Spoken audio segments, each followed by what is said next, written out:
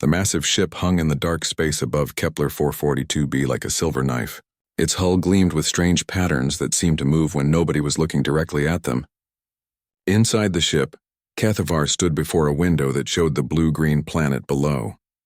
His tall, thin body cast a long shadow across the metal floor.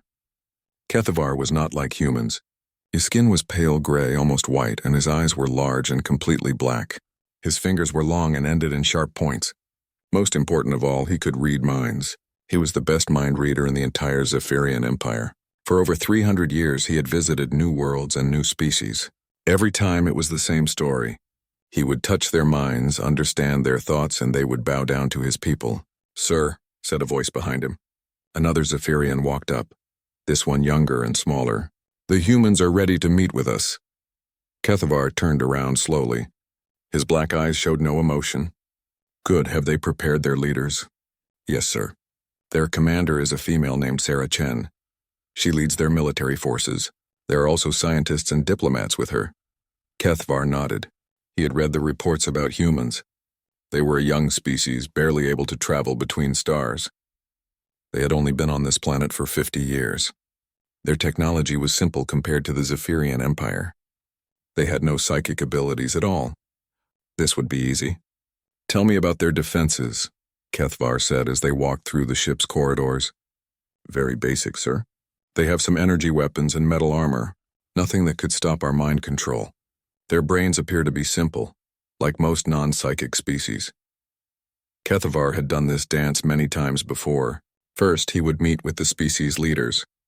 Then he would touch their minds and read their thoughts. Usually the aliens would try to resist, but it never worked. Once he was inside their heads, he could make them do anything. He could fill them with fear or make them worship the Zephyrian Empire. After that, the species would surrender without a fight. The meeting room was large and white. Cathavar entered with 4 other Zephyrians behind him. They all wore flowing robes that seemed to shimmer in the light. Their faces were calm and confident.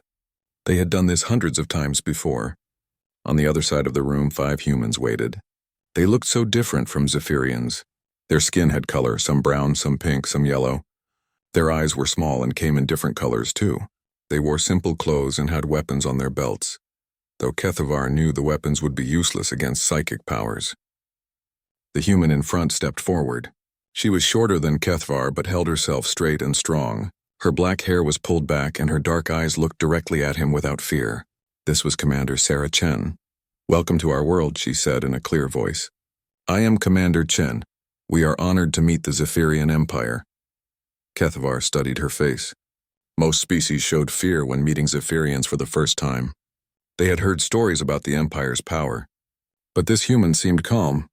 Perhaps she was simply too primitive to understand the danger. "I am Cathavar, Mindspeaker of the Empire," he said. His voice was deep and seemed to echo in the room. "We come to determine if your species is worthy of joining our great civilization." "We hope we can work together in peace," Commander Chen replied. Cathavar almost smiled. Peace. That was what they all said at first. Then he would show them what real power looked like. "Before we can proceed, I must understand your people," Cathavar said. He began walking closer to the human commander. "This requires a mind touch. It is our way." He saw the other humans tense up. Their hands moved slightly toward their weapons. But Commander Chen held up her hand and they stopped. "What does this mind touch involve?" she asked. "I will place my hand on your head and read your thoughts. It will not harm you, but it will show me what kind of species you are. All species must submit to this test." Commander Chen looked back at her team. The older man with gray hair, probably a scientist, whispered something to her. She nodded and turned back to Cathavar. "Very well," she said. "If this is your custom, I will allow it." Cathavar was pleased. Some species tried to resist or run away. This human was cooperating, which would make things easier. He walked up to her until he was standing right in front of her.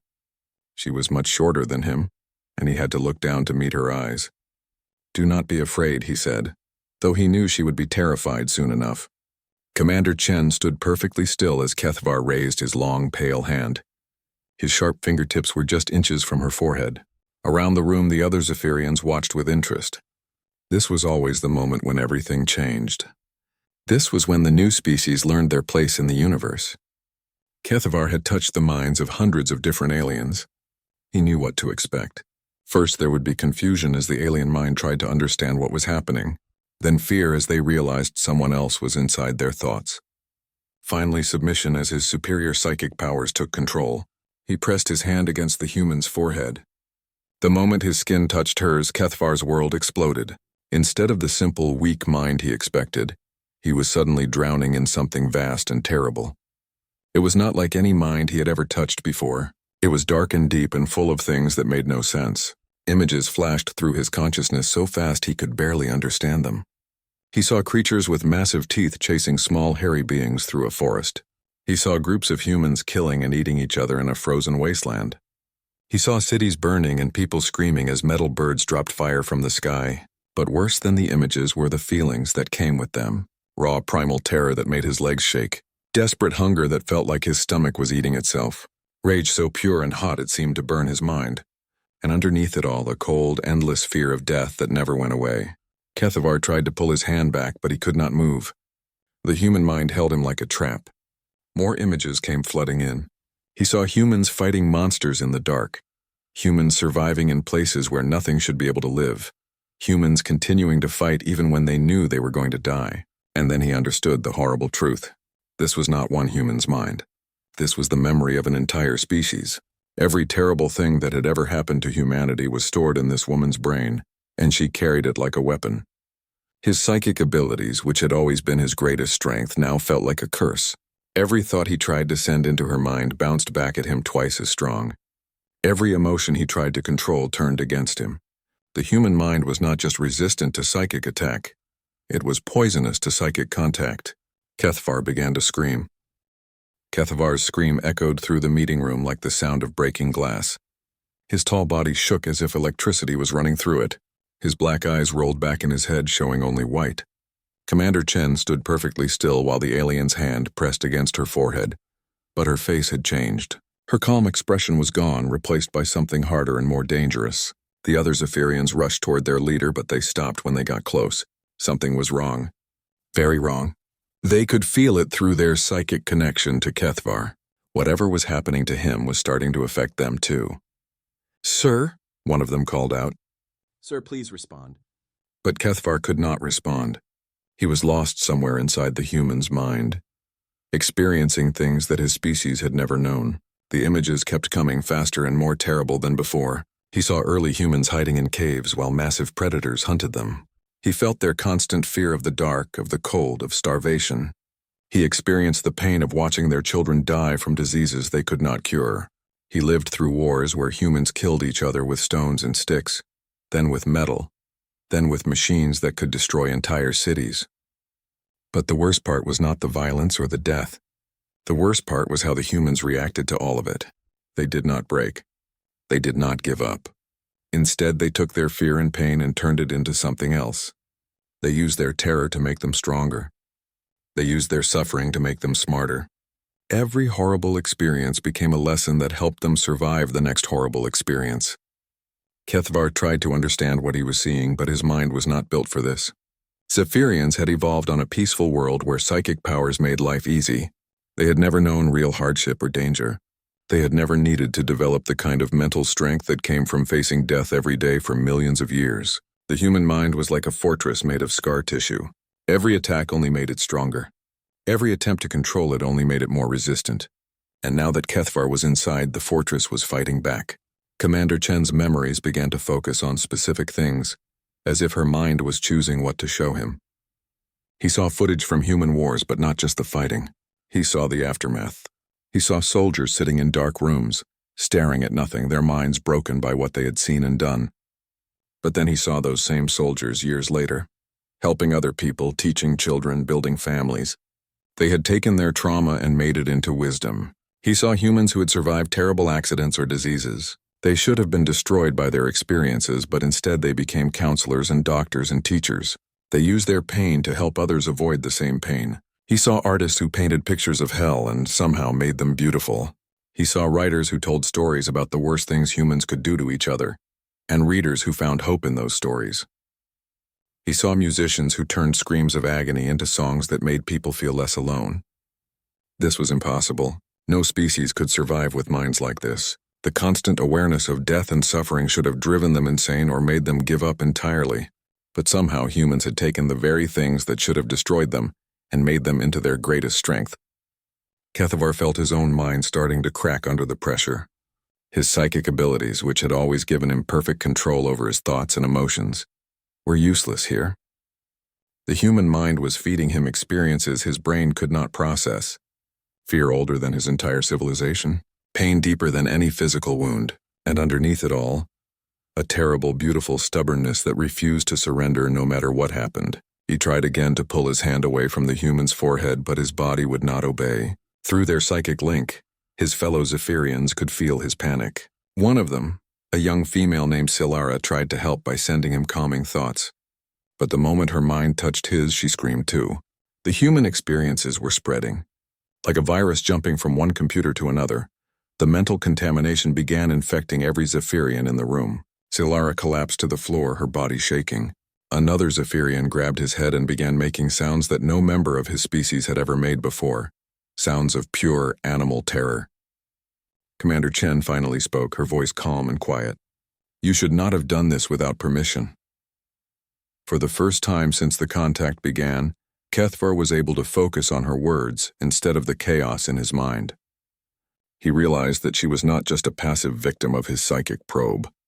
She was actively controlling what he experienced. This was not an accident or a side effect. This was deliberate. You are doing this on purpose," he managed to whisper. "Your species has enslaved others using mind control," Commander Chen said. "We know about your empire and how it works. Did you think we would just let you take over our minds without fighting back?" More images flooded into Kethavar's consciousness. These were different from the others. These were recent memories from Commander Chen herself.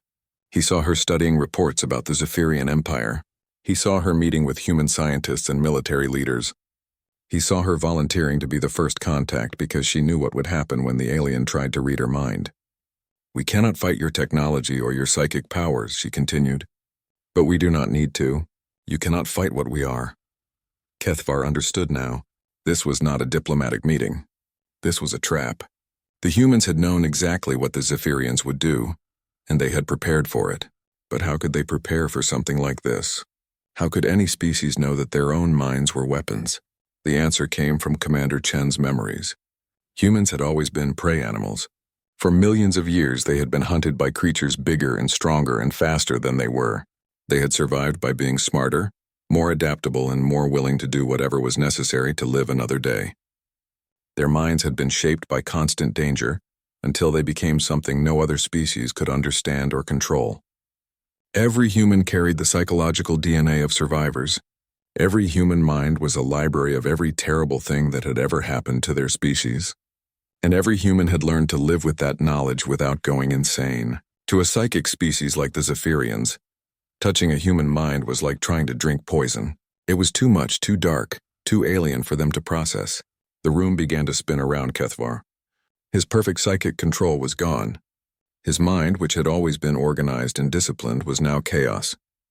He could feel his sanity slipping away like water through his fingers. And through it all, Commander Chen stood perfectly still, her dark eyes watching him with something that might have been pity.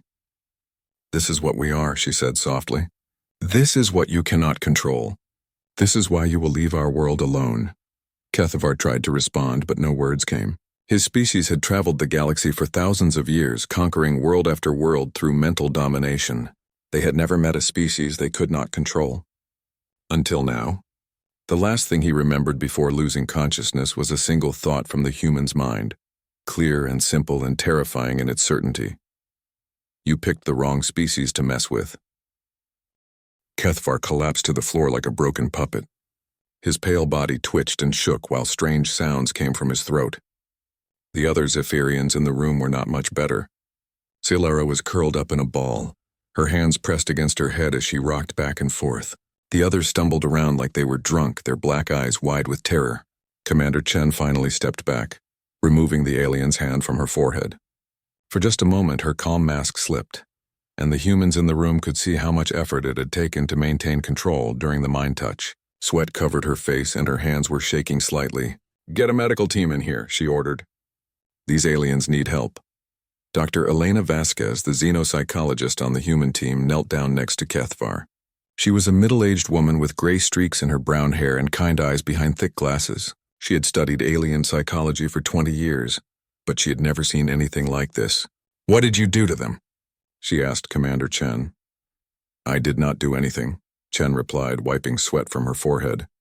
"I just let him see what was already there." Dr. Vasquez checked Kethvar's vital signs with a handheld scanner.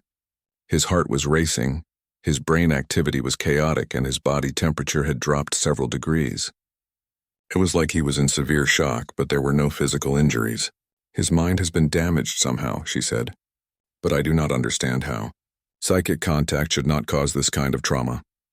More humans entered the room, including medical personnel and security officers. They moved carefully around the Zephyrians, unsure if the aliens were still dangerous, but it was clear that none of them were in any condition to fight.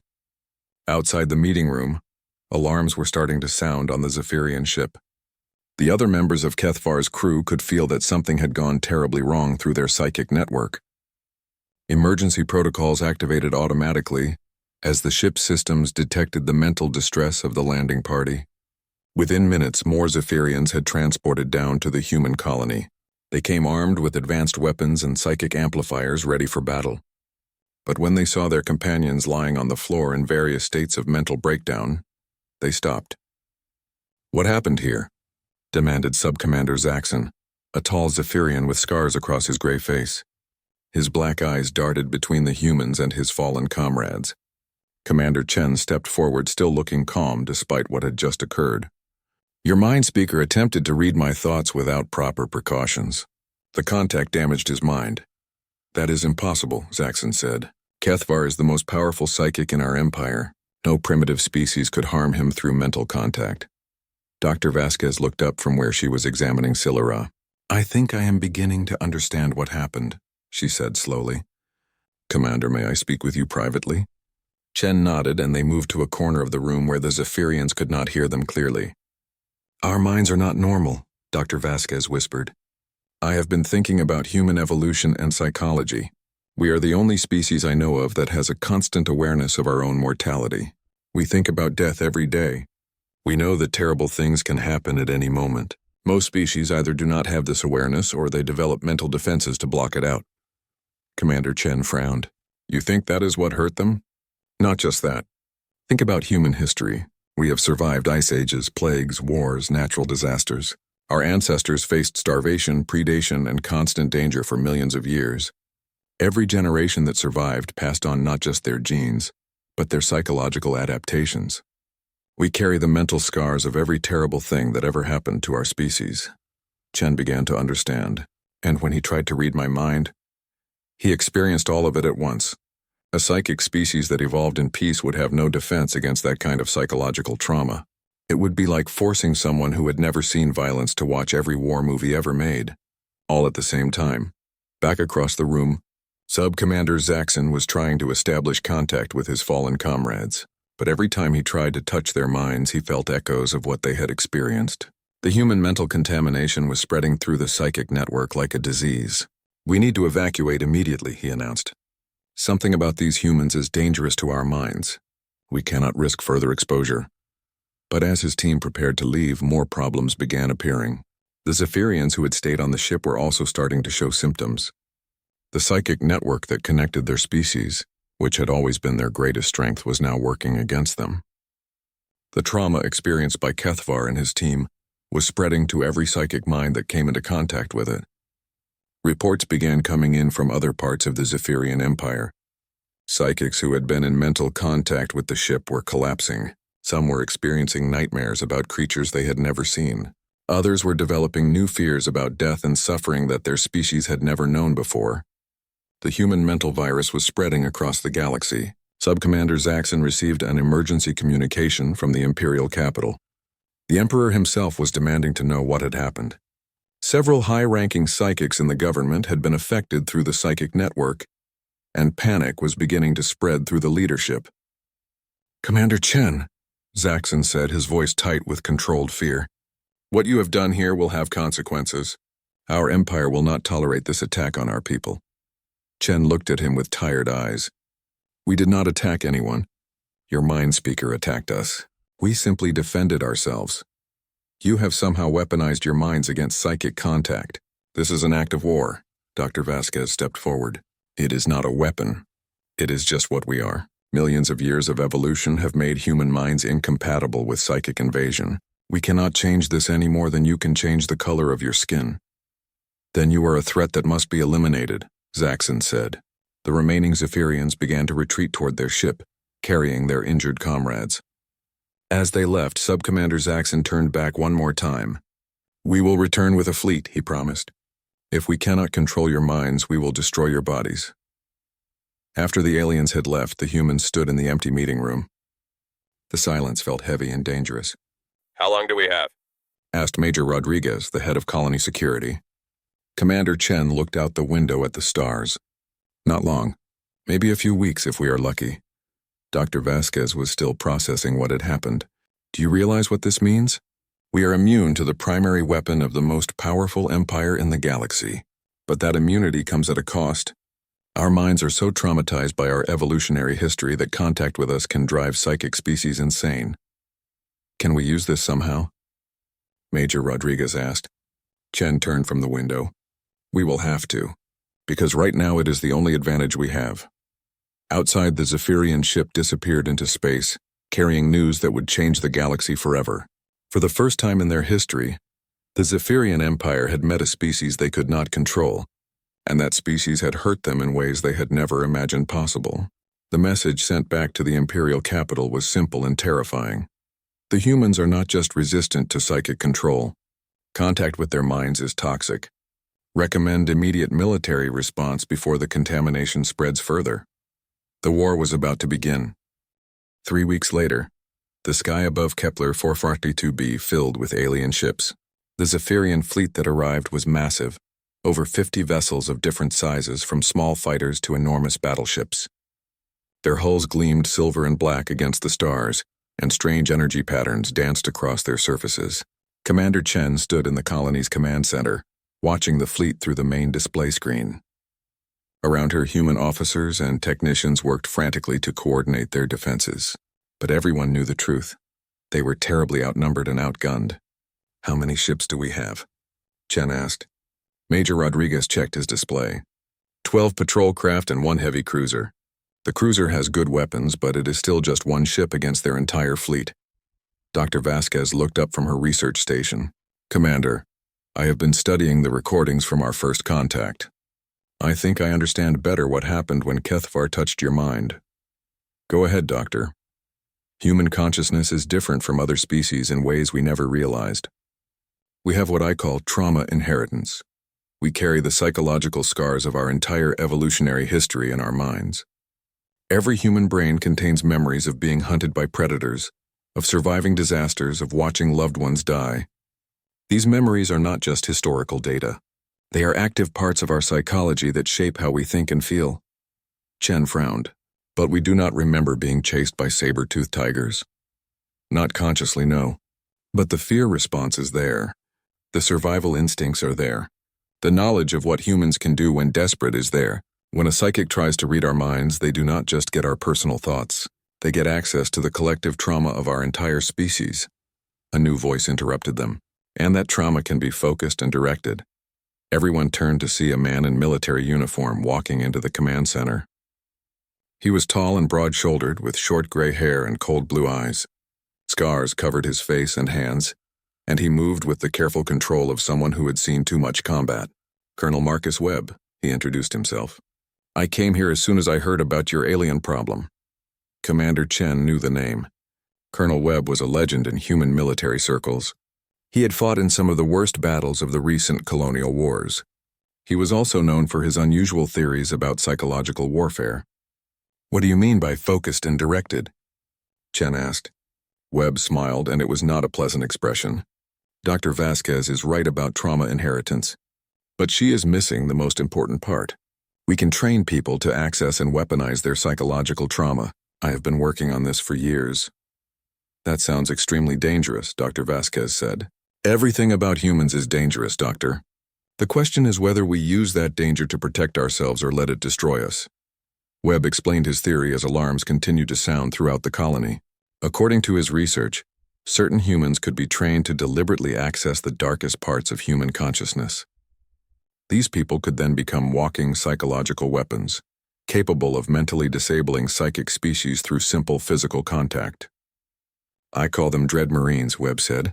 Soldiers who have learned to carry concentrated human trauma in their minds. They become toxic to psychic contact, not just resistant but actively harmful. Commander Chen was skeptical. How many people have you trained in this technique? 50 volunteers from various military units. They are all combat veterans who had already experienced significant trauma. We just taught them how to organize and focus that trauma into a weapon. Before Chen could respond, communications began receiving reports from the Zephyrian fleet. The aliens were not attacking immediately. Instead, they were trying their standard psychic warfare tactics. Mind-controlling rays swept down from their ships, targeting human population centers. But the rays had no effect. Worse than no effect, they were backfiring.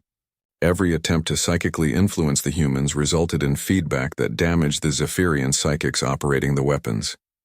Several alien ships reported their mind control specialists collapsing during the first wave of attacks.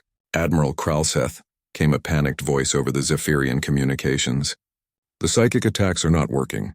Every time we try to influence their minds, our own psychics are injured. Admiral Kralseth was an old and experienced Zephyrian commander. He had conquered dozens of worlds using psychic superiority, but he had never encountered anything like this before. Switch to conventional weapons, he ordered. If we cannot control their minds, we will destroy their bodies. The Zephyrian fleet began firing energy beams and missiles at the human colony. The humans' defensive systems responded, shooting down some of the incoming attacks, but they were clearly overwhelmed. Several buildings were destroyed in the first few minutes of bombardment. That was when Colonel Webb made his proposal. Let me take my Dread Marines aboard their ships, he said to Commander Chen. We can use their own teleportation technology against them. How? Psychic teleportation requires mental contact between the operator and the destination. Every time they try to teleport something to our planet, they have to touch our minds. If we are ready for that contact, we can use it to travel back along their psychic link.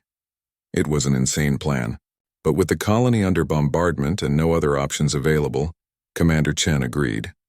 Webb and his 50 Dread Marines gathered in the colony's main square. Each of them was a veteran soldier who had survived terrible battles. But more than that, each of them had been trained to carry the concentrated psychological trauma of human history in their minds. They were walking nightmares, human consciousness refined into its most toxic form. As the Zephyrian teleportation beams swept over the colony, looking for targets to transport to the alien ships, the Dread Marines stood ready. When the psychic energy touched their minds, instead of resisting, they embraced it.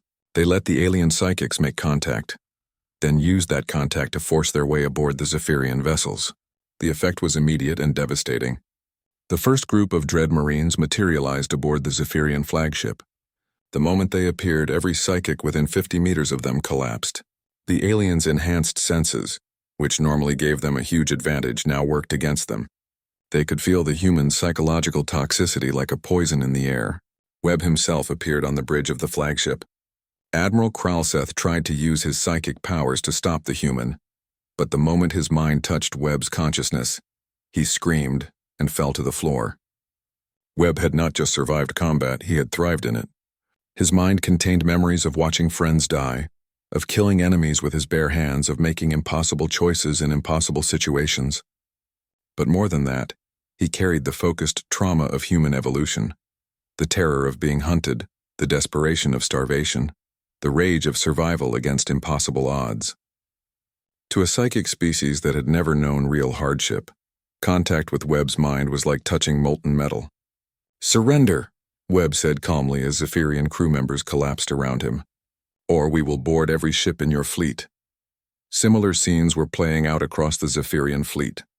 The Dread Marines moved through the alien ships like ghosts, leaving unconscious or mentally damaged psychics in their wake.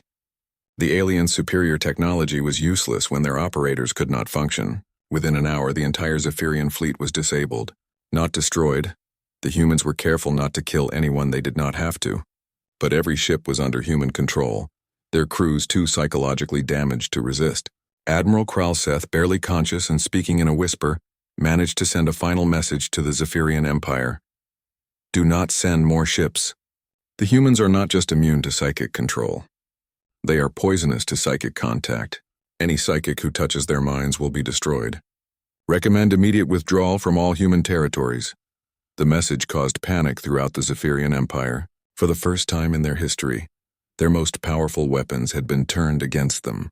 The species they had dismissed as primitive had defeated them using nothing but the contents of their own minds. Colonel Webb stood on the bridge of the captured flagship, looking out at the stars. Commander Chen's voice came over the communications from the planet below. Colonel, the fleet is secure. What are your orders? Webb thought about the implications of what had just happened. Humanity had discovered that their greatest weakness, their psychological trauma, was actually their greatest strength. They were not just immune to psychic control. They were actively toxic to psychic species.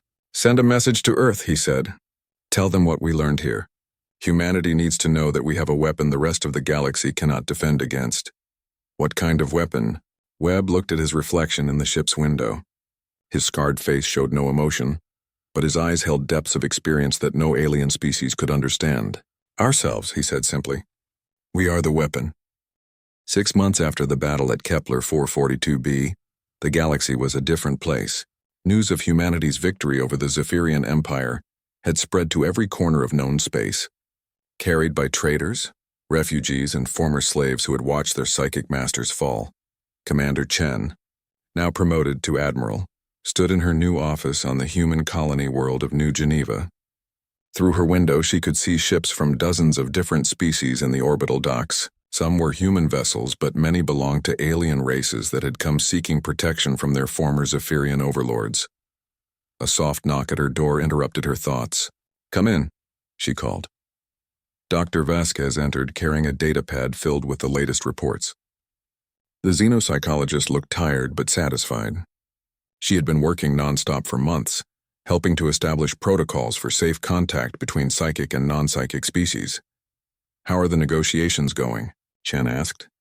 Better than expected, Vasquez replied. The Altarian delegation has agreed to our terms. They want to establish a permanent embassy here, under human protection. The Altarians were just one of many species that had rebelled against Zephyrian rule after learning about humanity's immunity to psychic control. Across the galaxy, former slave worlds were declaring independence, knowing that the once mighty Zephyrian Empire could no longer simply send psychic dominators to bring them back into line. What about the Zephyrians themselves? Chen asked. Vasquez's expression grew more serious. That is more complicated. They are not handling their loss of power well. Some factions want to negotiate, but others are calling for the complete extermination of humanity. This had been the most difficult challenge of the past 6 months. Humanity had not wanted to become galactic liberators, but circumstances had forced the role upon them.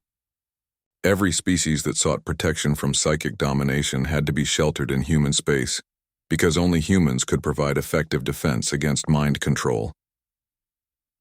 Another knock came at the door. This time it was Colonel Webb, still wearing his military uniform but now serving as head of the new Psychological Defense Corps. Behind him walked a figure that made both women tense up slightly. Kethvar entered the room slowly, his pale gray skin even more colorless than before. The once proud mind speaker of the Zephyrian Empire was a changed being. His black eyes no longer held the cold arrogance they had shown during first contact. Instead, they showed something that no Zephyrian had ever displayed before: humility. Admiral Chen, Kethvar said, his voice much quieter than it had been months ago. Thank you for agreeing to see me. Chen nodded carefully. Kethvar had been recovering on New Geneva ever since the battle, his mind slowly healing from the traumatic contact with human consciousness. But the healing process had changed him in ways that surprised everyone. How are you feeling? Dr. Vasquez asked. She had been monitoring his recovery as part of her research into psychic-human interaction. Different, Kethvar replied. My telepathic abilities are gone, probably forever. But I have gained something else. Something my people never had before. What is that?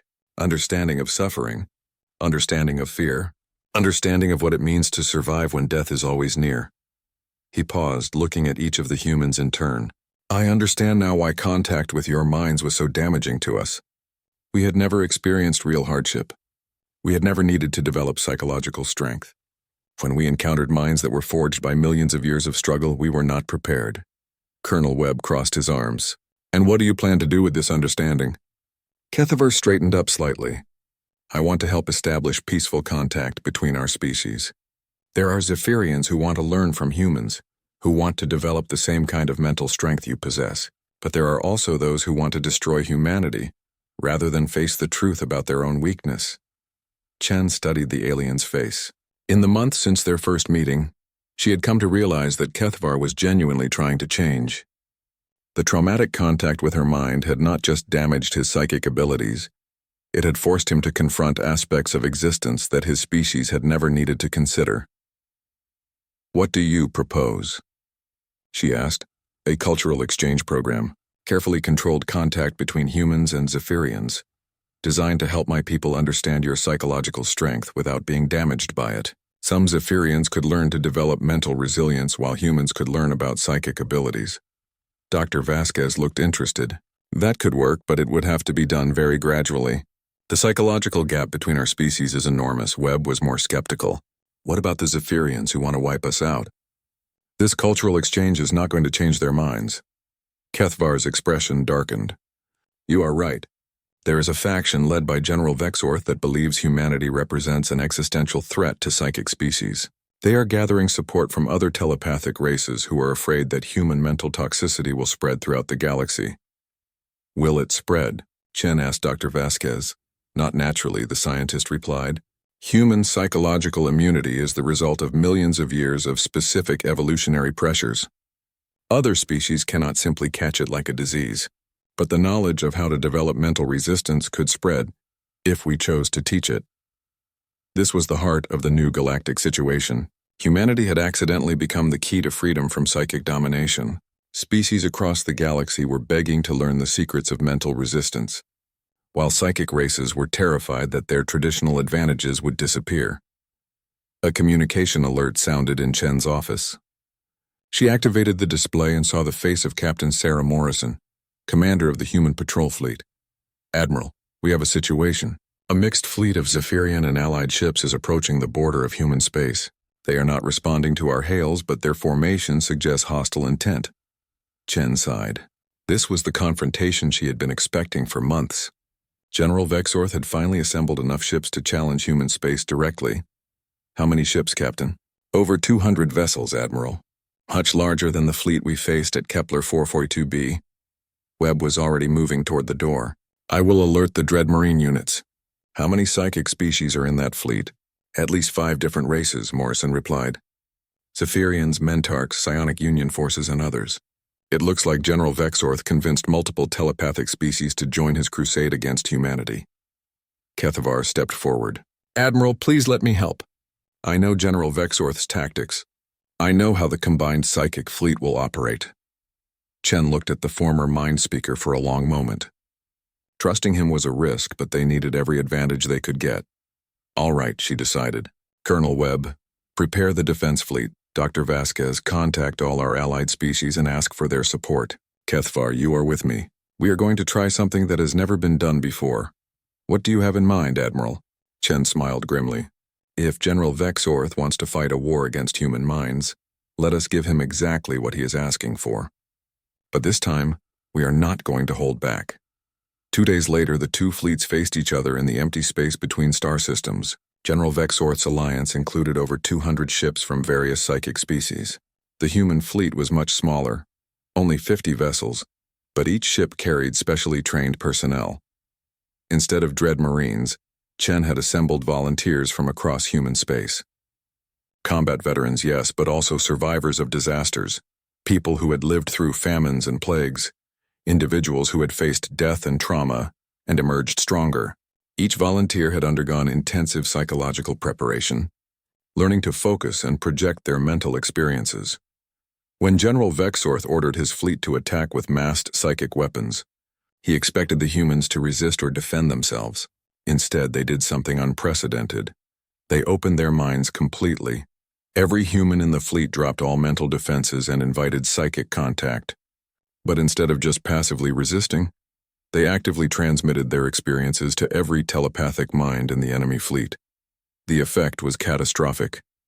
Over 200 psychic beings simultaneously experienced the full weight of human consciousness, the terror of being hunted by predators, the desperation of survival, the pain of loss, the rage of injustice, but also the beauty found in suffering, the strength born from trauma, the hope that persists despite everything. Ships throughout the Allied psychic fleet went dead in space as their crews collapsed. Some psychics went insane from the contact. Others fell into catatonic states. A few, like Kethvar months earlier, were permanently changed by the experience. General Vexorth himself, protected in the center of the fleet, felt only echoes of what his forces experienced. But those echoes were enough to convince him that humanity was indeed beyond their ability to control or destroy. The surrender came within hours. Admiral Chen stood once again in her office, looking out at a galaxy that had changed forever. The defeat of the Psychic Alliance had established humanity as the dominant force in their region of space, not through conquest, but through immunity to conquest. Kethvar sat across from her desk, working on translation protocols for the peace negotiations. In the months since their first meeting, he had become something unique, a Zephyrian who understood both psychic power and psychological strength. "What happens now?" Dr. Vasquez asked from her chair near the window. "Now we build something new," Chen replied. "A galaxy where psychic power cannot be used to enslave non-psychic species. A galaxy where mental strength is valued as much as telepathic ability." Outside the window, ships from dozens of different races moved through the orbital traffic patterns. Some were refugees seeking protection. Others were traders looking for new opportunities.